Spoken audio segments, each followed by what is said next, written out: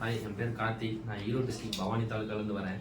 நான் வந்து 2021 பிஇ முடித்தேன். ஒரு வருஷம் சைட் இன்ஜினியராக வேலை செஞ்சுட்டு இருந்தேன்.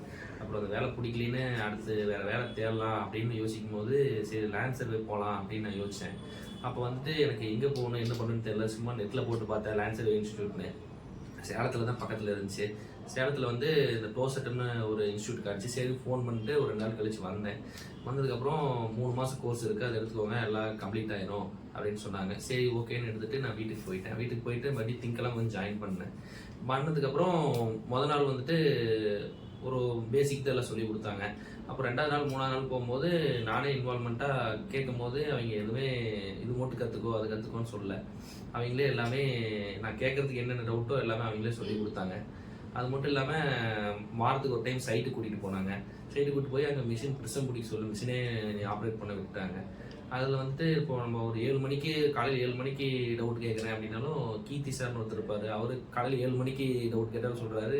நான் நைட் 8 மணிக்கு டவுட் கேட்ட ஒரு டைம் அப்பயும் எடுத்து எதுவுமே சொல்லாமல் சொல்லி கொடுத்தாரு. அப்புறம் இங்கே நம்மனாலே இங்கே ஒரு லேண்ட் சர்வேன்னு இல்லாமல் இன்னும் நிறையா இங்கே கற்றுக்கலாம், நிறையா விஷயம் கற்றுக்கலாம். இங்கே நான் வந்துட்டு நான் ஒன்றுமே ஜீரோவில் தான் நான் வந்தேன். இப்போ வந்து நான் தனியாக மிஷின் வந்து நான் ஒரு 4 பேருக்கு இருக்கிற அளவுக்கு நான் இப்போ பண்ணிட்டு இருக்கிறேன் எல்லாத்தையுமே.